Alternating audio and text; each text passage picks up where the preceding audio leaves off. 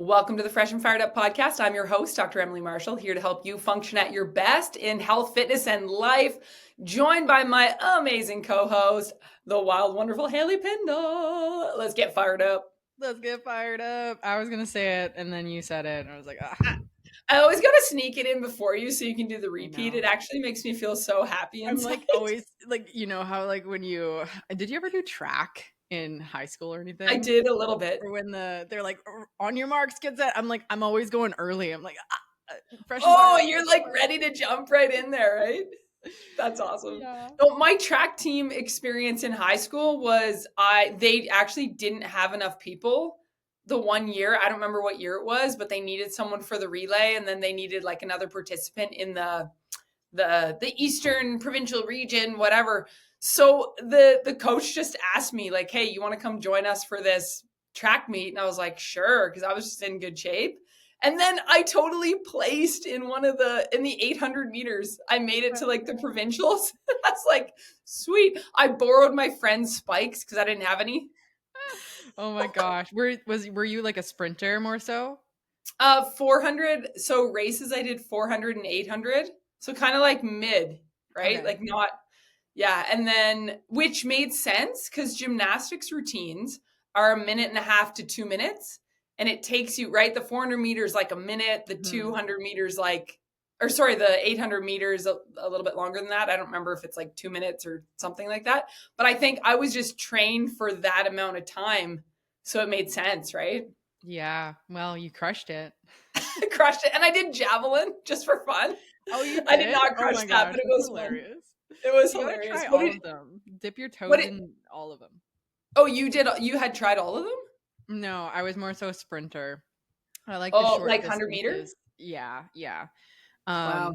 Yeah, I definitely I got in the zone. I was like, my blinders were on, like I'm a stallion. Got my That's blinders on and awesome. I just like go. I loved sprinting mostly because like lacrosse, it's more so like it's the same sort of thing that you Yeah. had where you're kind of on the floor for a minute and a half, like 2 minutes, and like that's what you're used to in terms of exertion. So definitely kind of Yeah, tried you're to doing the do that. spurts and you're Yeah. subbing in and out. Like it's similar to Mhm. hockey, right? Like Yeah, in that yeah. regard. Hockey is so much easier though, running, because like lacrosse, you're on Oh, your feet and you go so much slower. At yes. least in hockey, you can glide and Right. get some momentum. Same like with cycling, like you can kind of glide and rest while you're still moving forward. But running, it's like you stop, you stop. So You stop, you stop. Yeah. No, that's hard. It's like soccer and rugby, right? Like, yeah, the running yeah, sport. Props to all of you who are doing the running sports. Good for you. We are proud of you. yeah. If you are, go listen to our last episode. If you have any knee problems, I'm talking to my soccer Yes. players. That was a good injury prevention episode. So you don't want to miss that one. And today we want to talk because injuries are one thing. And we've talked on other episodes about also hormones and where our hormones are at and certain phases of our hormonal cycles and how that can predispose us to injury. Another thing that can happen is when you have hormonal issues going on, I feel like what happens is it affects, there's so much interrelated, right? With like hormonal, emotional, mental, physical, it's all intertwined. And often you can be asking, you can feel like something's not right, but you don't know what it is. And you're like, oh, I don't know why my energy's so low, or I don't know why my periods are brutal, or like, the most common things that happen is women are trying to search for, why am I feeling a certain way? I can't put my finger on it. I don't know what's going on. So then they'll seek help. They'll see a doctor. And it's actually quite common for, well, young girls, teenagers, and even like women in their 20s to go to the doctor and say things like, my periods are brutal, or my skin is out of control. Let's say you have a lot of acne, like oily skin, or your cycles are all over the place, or you might feel like you have PCOS. Maybe you do, maybe you don't. And your doctor's just like, well, go on the pill and this will mitigate your symptoms. It's kind of like a symptoms fix when really like the pill was developed as a form of contraception. But so many women, when you walk in a room and ask them like why they went on it or why they're on it, it wasn't necessarily originally for not getting pregnant. And I Yeah, find that so fascinating, but also kind of awful. What are yeah. your thoughts on that, Hailee? Oh, I agree so much because, like you said, it's supposed to be used for contraception, but it just gets pushed so much, and that's why we always say like be your own self advocate, especially when you go to the doctor's office, because they don't always take you super seriously. Like, don't get me wrong, there's some amazing doctors. I definitely had an amazing doctor when I was going through like not having a cycle. I hear so many of my clients be like, "Oh, they just told me to take the pill because there's something wrong with my hormones and it's just going to magically fix itself, but here's a pill just for to save your bone density or something," which it doesn't, by the way. Um, but essentially, you have to kind of educate yourself on what your current symptoms are and is the pill the right choice, because 9 times out of 10 it's not, unless like that is what you and your doctor decide to be the best contraceptive route for you. But honestly, I don't think it should be used for anything but what it was supposed to be used for, just because it's kind of a cop out, right? Yes. Rather than getting deeper into, okay, well, what does your lifestyle look like? What are your current habits look like? What are your sleep patterns? What are your exercise nutrients? Like, what does your diet look like?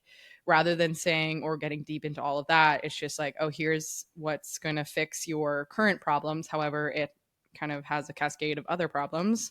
Don't quote me on this, but I think it's like 3 or 5 times more likely that you're also on um, like an SSRI, which is an antidepressant, while you're on the pill too. So obviously link those two things together. So you're just kind of having a band-aid effect over your hormonal issues. So maybe the symptoms go away, but then there's going to be more symptoms because you're not at the root of the problem. And it's actually quite a high if you, especially if you, I know, I don't, I haven't looked up the percentages of smokers lately. Like I know a lot of people vape, and honestly, I don't know, like I'm not super well educated in that realm, but I had a friend in, she must have been late teens, early 20s. I can't remember her exact age, but yeah, she smoked and she was on the pill and she took a flight. She was like 20, I'm pretty sure she was like 21, and she got off the flight and she had like a major stroke Mhm. because it actually increases your risk of that. And I'm not saying this is not like fear mongering, but I'm like, guys, there's actually ramifications of it that are not good. By the end of this episode, we will give you way better look at us, I'm pumping us up. We can give you way better recommendations on how to naturally, you know, do things for your cycle, your fertility methods, all of those things. There are ways that you can do it that are really awesome. Hailee will get into that later. But yeah, there are risks that I don't think are talked about enough. And that's one of them. I remember that and being like, oh my goodness, this is awful. Like, Yeah, there's this did not have many. to happen. Yeah, there's many people too where I've heard of blood clots, like pretty life-threatening blood clots. Yeah, And this was her. It was a blood clot and then it went to her yeah, brain and it stroke. Yeah. yeah, and you don't know, like everything's fine until it's not fine. So you Hmm. might be like, yeah, I'm not someone who's at risk of it, but it can genuinely happen to anyone. Of course, it's not a huge like statistics, not like 50% of people are getting clots or No. whatever, but it is a possibility. And I think the pill is like blacklisted or something, like one of those Oh. high risk Well, and pills it's or not, medications. it's definitely higher risk than not being on it, if that makes Yeah. sense. Like someone who side by side, same age, right? And Yeah. that I don't think is reiterated that well. So if you're looking at some of the reasons why you might have been suggested be on it, or maybe you're on it right now and you've been unaware of that it matters, or maybe you are aware of it and you just don't know how to get off it or what to do next. That's why we wanted to put together this episode. So one of the reasons could be heavy, like miserable periods, like I brought up before. And what happens is like you'll get put on the pill and it's then turning down your hormonal production and kind of giving you this controlled medicated bleed instead, but it's not really a true picture. Remember, well, I'm saying remember as if you listen to our other Mhm. episodes. So if you're back, you might remember, and if you're new, then the brief explanation is we've talked about it before, where when you have a natural period where you're not medicated, it gives you a really true picture of your health from month to month and what's going on in your body. So this is falsified when you're on the pill. So even though you're like, okay, great, I'm not bleeding as heavy, it's not a true picture of what's going on in your body. It's masking it. And it does the same thing for irregular or missing cycles. That can also, it masks that. And then same thing with, I already brought up PCOS. it can be something that, again, masks the symptoms. But if there's underlying things going on, other parts of your health that need to be addressed because of that, then now you're missing it. So it's also, I think, doing a disservice to that, Yeah. my opinion. Um, Absolutely, absolutely. And just like for those of you guys who don't know, the pill is estrogen and progestin, not progesterone. So mm, essentially, like your natural hormones are downregulated and it takes over. So what happens is like you take the pill and you take the hormones until you take those sugar pills. Those hormones drop. You have a withdrawal bleed, and the cycle kind of continues. But yeah, it's not a real bleed or a period because you need ovulation and the pill takes away ovulation, hence that's why it's used as a contraceptive. If you don't have ovulation, you have no chance of getting pregnant, obviously. right. But yeah, if there's no ovulation, then you're not going to have a true bleed. No, that makes so much sense. Another thing I was thinking of, Haley, as you were saying that, is like the PMS or PMDD mood type symptoms. I think this is another reason that people can get on the pill. And if you think about it, like these types of symptoms are like those emotional roller coaster mood swings, kind of like rage, depression, anxiety right before your period. And the pill, it can sometimes blunt those hormonal swings, but really we need to ask what's going on in your nervous system behind this and why you're having those symptoms. So stress, trauma, sleep, nutrition. What about your thyroid health? Has that been checked? And so you're kind of putting this pause button on those alarm systems, but we need to go, okay, but why is the alarm system going off in the first place? And I think what can happen is it's more convenient to just take a pill, right? I think people do it for convenience or a lack of awareness of other options. So maybe you're an athlete or performer or student and your period's always, I don't know, crashing on game day, right? Like, or you have a lot going on, you're studying for exams. Like, think about the stress that comes with that, right? And so you go on the pill, and it just kind of helps you to be able to continue to function in your high stress lifestyle. And then it perpetuates the cycle further down. I really think our culture is not great for this. It's like finding that balance between there are times when we need to push through, we need to push ourselves, but then there are times when your body's telling you you need to do something differently. And just taking something for convenience to mask the symptoms so that you can push through is only going to get you so far. It's not going to get you long-term health. It's going to get you to a certain point, and then other problems are going to show up. Yeah. So what can we do? Well, there's lots of different lifestyle changes that we can do. And I mean, this is really a lot of what our podcast is about. So I think we could get into some of those. What do you think, Yeah. Haley? Yeah, absolutely. You see that a lot too with just like my own kind of ecosystem and clientele of like athletes not having a cycle or irregular cycles and then going on the pill just to like for performance wise or whatever. But there's definitely, if you know your body, you can perform decently well in your luteal phase, which is typically that high hormone phase, and where progress or performance will dip, not necessarily in that follicular phase. That's usually where we're decently strong, fast, endurance is better. But they kind of go on the pill to avoid that. However, it's not to be avoided. Like you can work with your body. There's like hydration, rest and recovery, different like nutrient needs. We respond to carbohydrates differently in that aspect. So just like educating yourself on how you can work with your body rather than going the easy route, because the long way is the short way literally all the time. So go Right. the long way and learn about your body rather than doing the like, oh, this supplement is going to save my life or this medication is going to save my life. Like it never does. Yeah, that's just not the way that we're designed. And it's a big deal because I think where I wanted this episode to be encouraging is if you are on the pill, this is not like a shaming for you. We're not shaming you for being on Mhm. the pill, but we are telling you that it's not the best thing for your long term health. And we're always looking at how we can function at our best. So we want to encourage you that it is something that you can shift. And if you want to come off it or you've just come off it, we want to give you some specific things that you can do to support your body post pill recovery. So these are where you can get yourself into a state of natural cycle regulation. And it's gonna take some time, but you will feel better and it will be better for you long term. So let's just kick off that with setting the stage for why should we even talk about this post pill recovery. And do you have any short stories to share on that? I think you had, because you were on it. Do you have any personal stories of like your post pill experience, or were you not on it? Why am I'm I blanking did right take hormonal and then I also had the IUD, and then I also had the now? copper Oh, IUD. So I've been through the ringer with all this oh, stuff. you've been through it.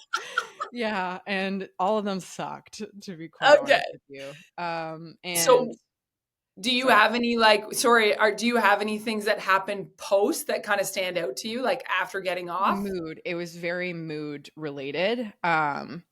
Acne as well, and inflammation was a huge thing. I see a lot of people too, like going on the pill, you retain a lot of water weight, and so you gain weight, and then coming off, that kind of comes off. So that's something that I routinely see, and I also saw in myself as well, is like that water retention and that puffiness feeling.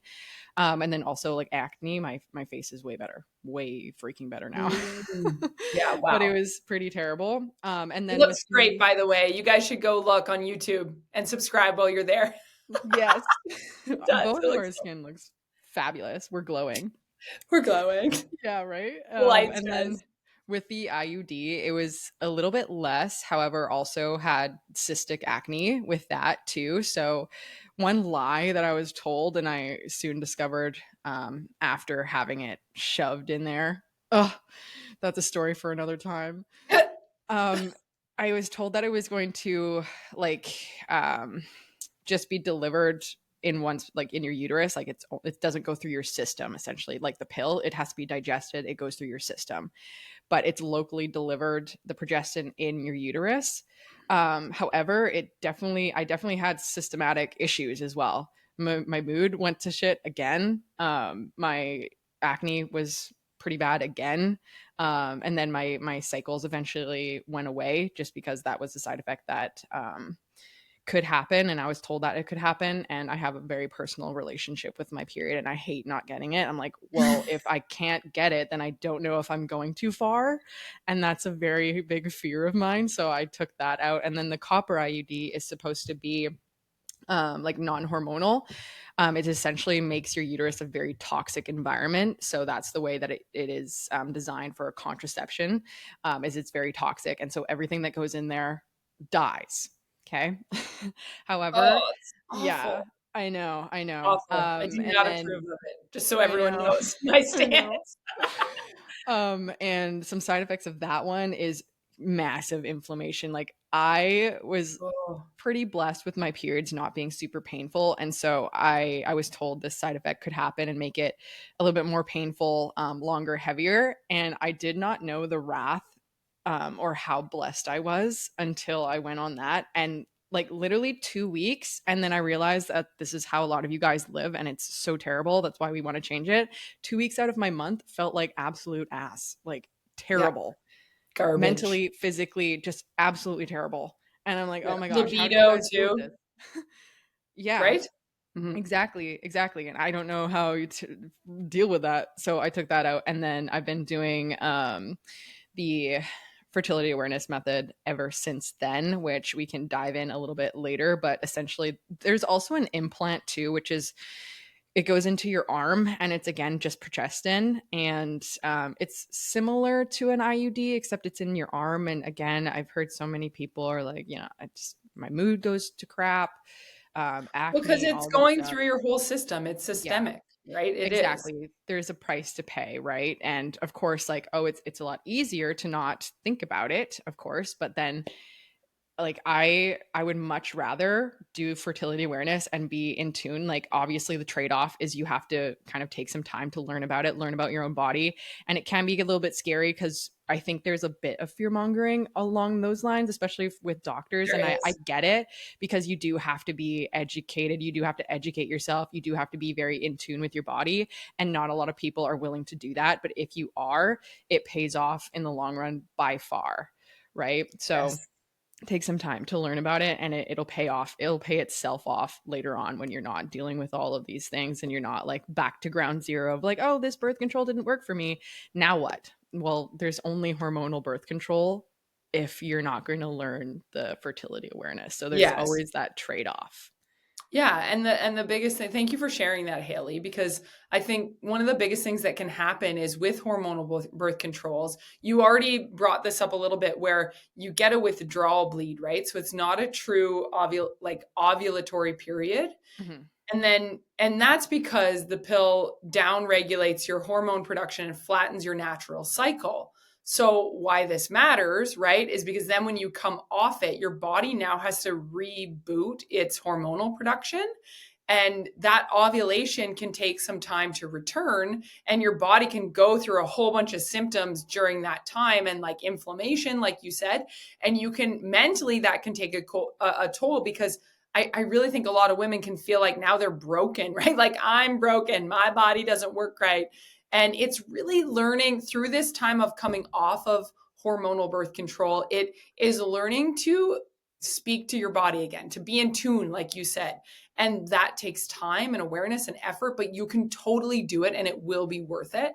And I think, Haley, it's so good that you shared because you've kind of come full circle and learned so much about it now that it's like there's a high level of confidence there. And I mean, you know me, like, okay, guys, the best thing that can happen to you is you have babies, and we love Yeah. babies. Yeah. Yeah. It's Notice how I like, didn't say worst thing, I said best thing. It is the best thing that yeah, would ever I happen. hear you. It's funny though, just like from the evolution of my own thing of like it would have been the worst thing in the world in my Right. brain when I was like 22, and Yes. now I'm like, you know what? If it happened, that's okay. Like Yeah. I Exactly. would be like internally I'd be like so happy, and then Justin would be like, "Oh my gosh, I have to make more money. I'm not at the career point." I'm like, He'd "It's be fine. We'll freaking figure it out. You out. got 9 months to figure it out, dude. Like we're Yeah, fine." we love babies. Yes. No, but in all seriousness, right? It's like give yourself that grace for you're gonna come off it. You might feel like things are broken for a bit, which they're not, they're just recovering. So you gotta give that same level of patience of like your body is now gonna be in recovery mode. So it's gonna feel chaotic. And I think that's the biggest thing with pushing through any sort of recovery. You have to relinquish some control and like let your body go through that healing process because it's going to be a transition. And any transition is mentally difficult for most people. So let me ask you this then, Haley. Once you went through that whole cycle and you started learning more about your period, which you love so much, I love it. what happened for you mentally? Like with the, you went through symptoms after coming off hormonal birth control, you did the multiple ones. Give us a little bit about your transition then between now where you are with your fertility awareness method. So Like first of without all, getting into all of that yet, but like the in yeah. between. Yeah. So first of all, you have to know, like, I would definitely suggest knowing what symptoms you had before you went on the pill because they will definitely present themselves again if you had not fixed anything and all you did was go on the pill because they're going to come back with a vengeance, of course. So for my own personal story, that was the fact that I was under fueling, over exercising, stressed to the nines. And so like coming off of that, I wouldn't have a cycle again because my body wasn't in a great spot. Right. So in order to transition through that, you kind of I don't want to say white knuckling, but you kind of do have to just be like, there's no plan B here. Like, Yeah. I am going this route. I have chosen to go this route because, like, all the other ones that I've tried are just even worse. So I'm committing myself to spend as much time as my body needs to process through this. So for me, that was only like at this point, I had my cycle back. But it only took a few months to kind of um, like my acne to go away, my mood to kind of stabilize, because I wasn't super down in the gutter. But for those of you guys who are super down in the gutter and maybe had really bad inflammation, bad acne prior to, and have not changed anything, look at your lifestyle. Because something like these small things that you think aren't going to make a big difference make a huge difference over time, and that compounding effect comes into place. So if you're having like a diet where with very like high processed foods and a lot of inflammation, and your body is reflecting that, you have to change that core thing that is causing that inflammation, like because that's what's going to fix the issue. And same thing with like underfueling. Say you went on the pill because you were underfueling, you're an athlete, your periods were irregular. Ask yourself the question, why might have my periods been irregular or missing entirely? Likely low energy availability. So in order to fix that root problem, we need to increase your food intake, maybe decrease some training volume, and your body will essentially fix itself. One thing that I tell my clients over and over and over again is like, we were physically put on planet Earth to reproduce. That is our sole purpose in life, essentially. So it's like your body wants to ovulate. It wants to. It's not like you're broken, right? Survive Yeah, and it reproduce. wants to ovulate. It wants to. So if you give it the tools and the nutrients, and like stress management, sleep that it needs, it will ovulate, right? Yeah. So yeah. Yeah, totally. Well, and here's the thing. It's like now, okay, you're talking a lot about being depleted, right? If you were already depleted in nutrients, you can, once you go on birth control, you're still going to be, it can actually deplete nutrients more over time. That can impact your gut and your liver health, and then a bunch of other cascade of things after that. So you have to think of, now you're in recovery mode, which we already talked about, and now you need to replenish your resources. So I want to take a little aside from a mom perspective. So for this episode, if you are a mom and you're kind of through the years of all this, like you're like, yeah, I'm not even doing birth control anymore, whatever you've been through, if you are like on the older end of the listeners today, I want you to think about your teenagers or friends with teenagers. There are so many teenage girls that literally don't even think that they exercise. They'll be I have this on the forums at our clinic. It's like, how often do you exercise? And they'll put never or not often, because they're not like in the weight room, Mm-hmm. but they're playing on the high school volleyball team or the high school basketball team, which is practicing multiple nights a week, and then games on weekend, and sometimes multiple games in one day on the weekend, that you're like, no, this is actually a lot of exercise. They have a high energy output.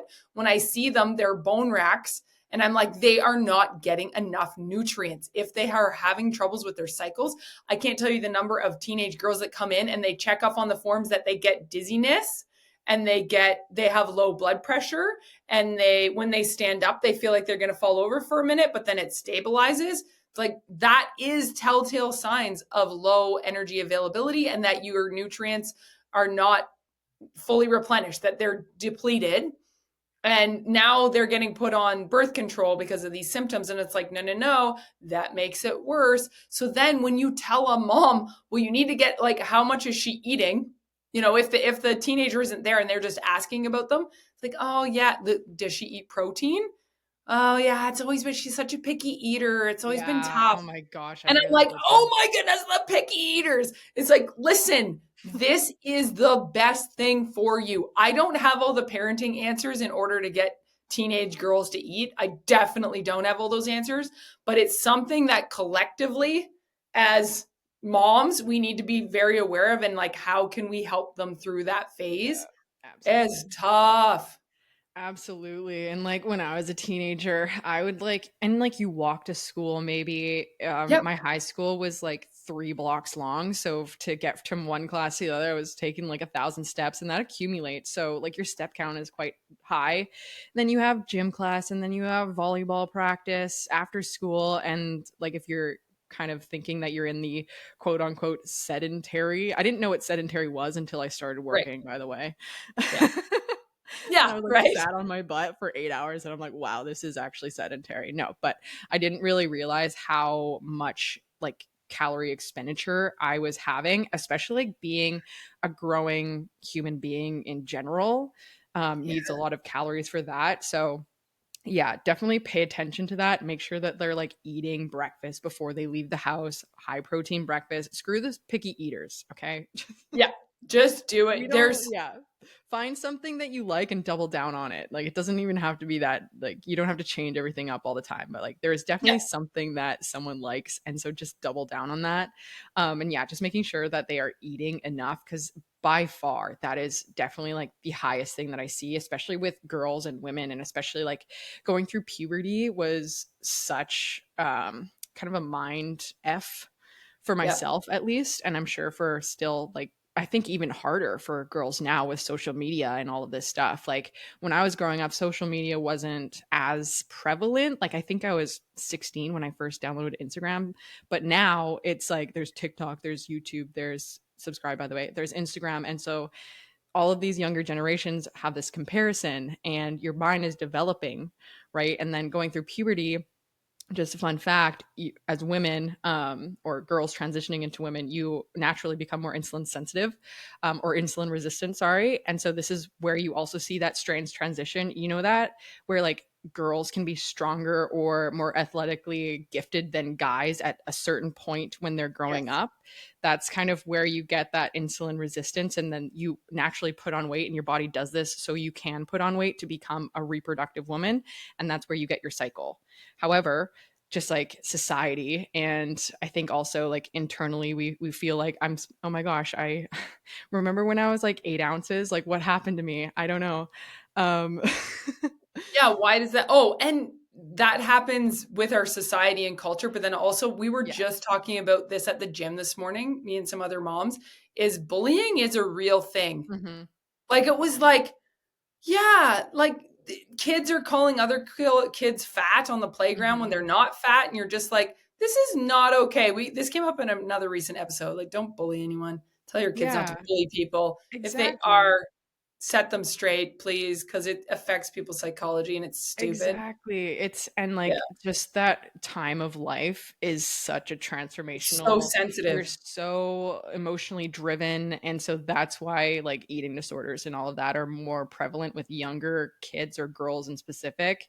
And then like as your amygdala develops, like I've definitely seen this in Yeah. myself of like, okay, now I'm not as emotionally driven, and like other people's comments are like, okay, kind of duck off the waters or water off a Water off duck's the duck's back, back. duck off a water's back. Duck off the water's back, people. I love You know what I that. mean? But yeah, no, going Totally. through it was just terrible, and kids can be terrible too. But yeah. But yeah, but all that to be said, you need that shift in your body Hmm. in order, like you said, to become a reproductive female. That's natural, that's normal, it's healthy. So don't try to stifle that by depleting your energy levels. And especially like post pill recovery, it's like you need to be not only replenishing the overall energy, so the calories themselves, but the nutrients, like making sure that there's foods that you have rich in the B vitamins, folate, zinc, magnesium, all of this stuff can make a huge difference in how you feel on the day to day and over time. Because what happens is these are the types of nutrients that help to restore hormonal metabolism, your energy, your mood, your skin. All of it will be affected by that. And so I want you to think about like food first. We've said this so many times, right, Hailee? It's like food first, protein at each meal as much as you can. I like, me and my red meat, pushing of the red meat. I Don't love be red meat. afraid of red meat. I don't care what you've been told. They were wrong. We're right. Yeah. So confident.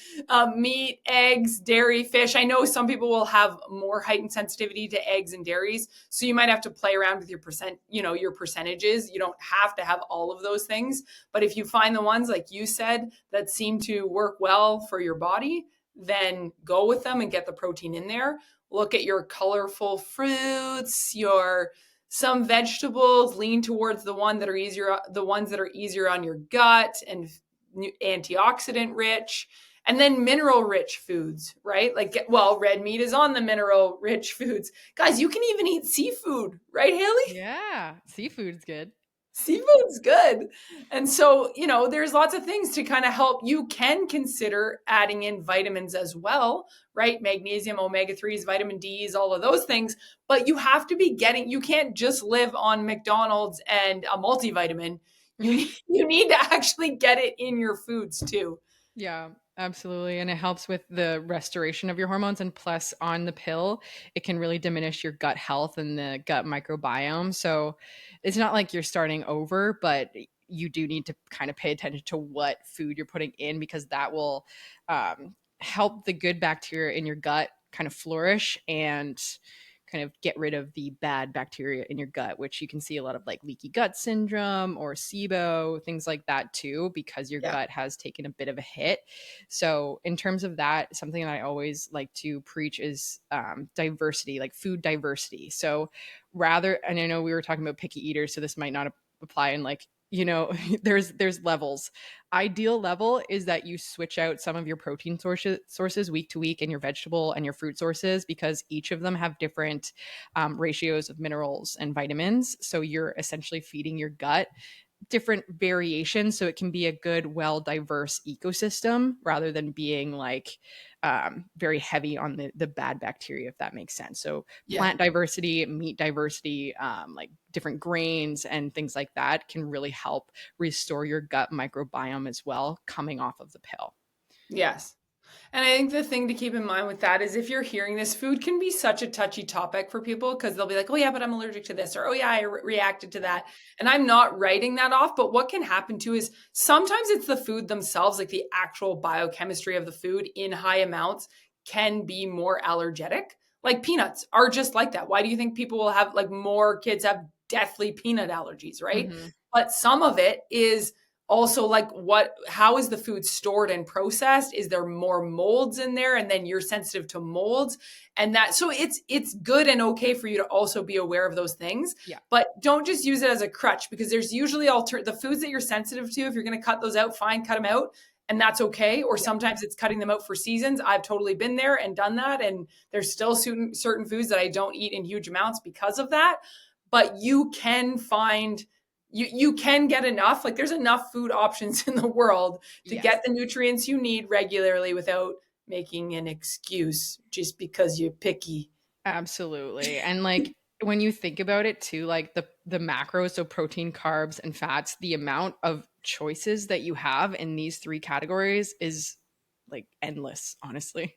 There is. Yeah. Yeah, Yeah. so there's so many options for you, and like you said, like people are different and have different sensitivities and things like that, and like we're not saying if you're allergic to peanuts to go eat a peanut just for Yeah. diversity. Yeah. Don't go Obviously eat the not. peanuts. It's fine. Yeah. Please just leave me. You don't really need peanuts.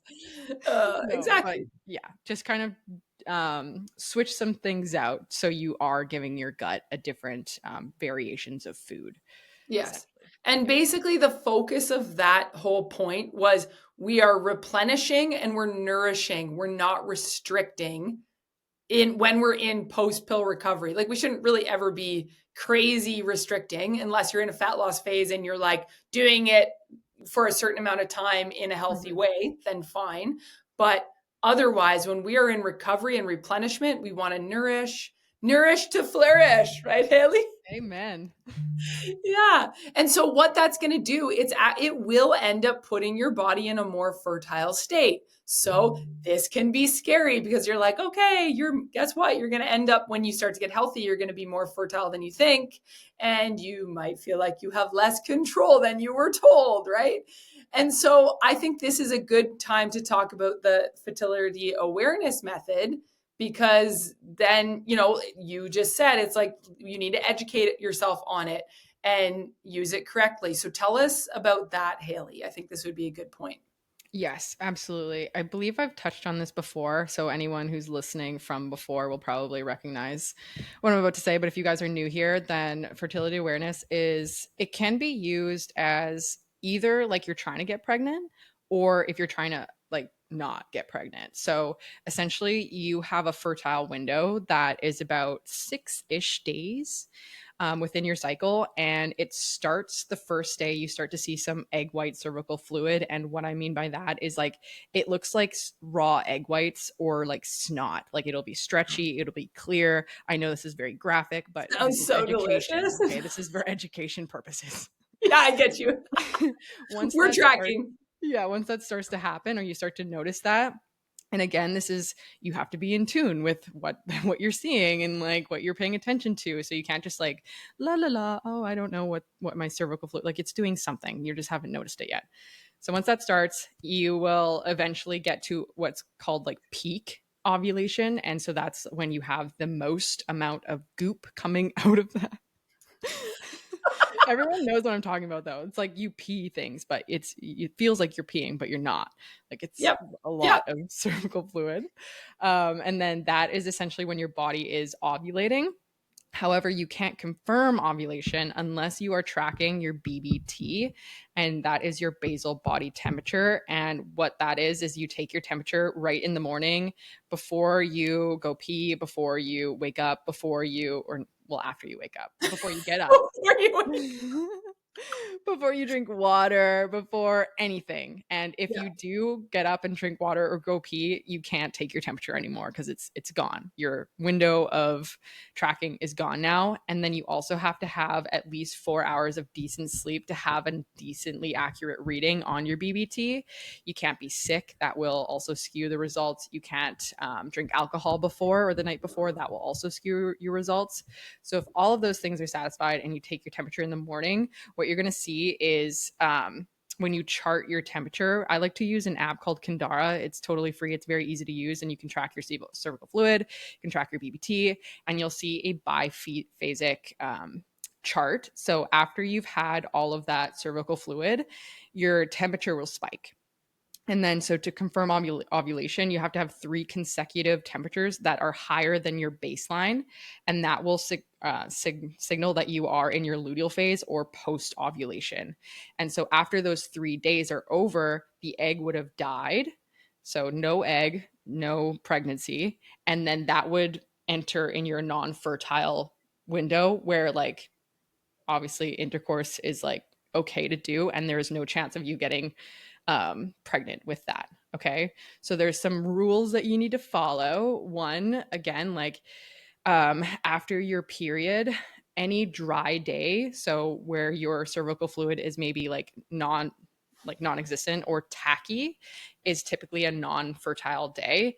And then again, once you start to see your change in fertile cervical fluid, that's when it's like no go and abstain from it or use a different form of contraception up until you see that confirmed ovulation, and then it's okay.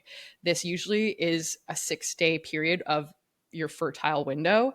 So the better that you get at it, and what I like to say to like people using it as a birth control method, be very like generous with your window of in or fertile window. So if you're very like, if you're kind of nervous, like, oh, I don't know, just give yourself some leeway. So rather than 6 days, have 10 days even, to have your fertile window, so you get the ropes, and you get more confident in knowing your own body, and tracking your BBT. And you can also track your cervical position, which is kind of a story of another time, which I can go in depth of internal tracks. However, I Not learned all. today.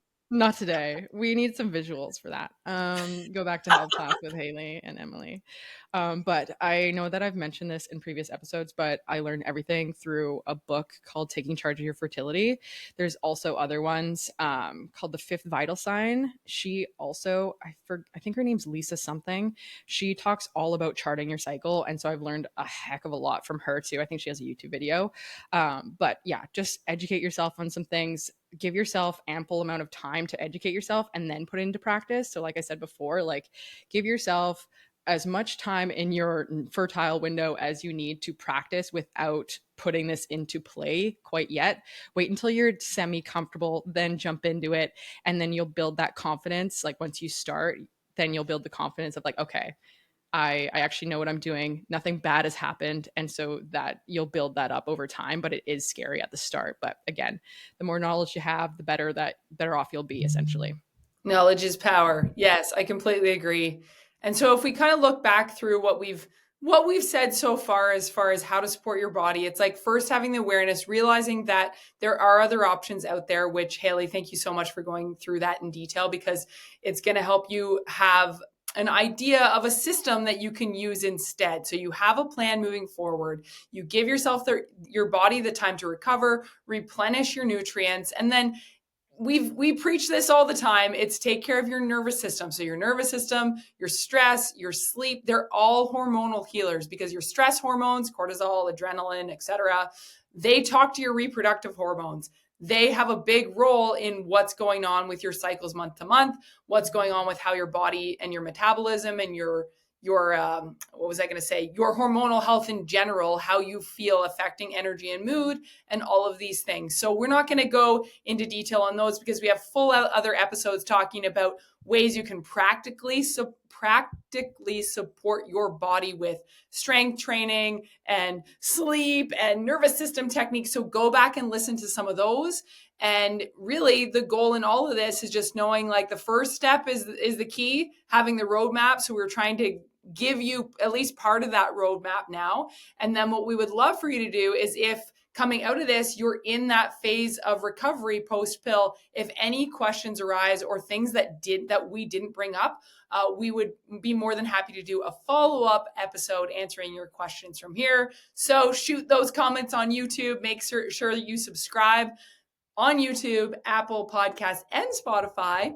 And in the meantime, be free, feel fresh, and live on fire.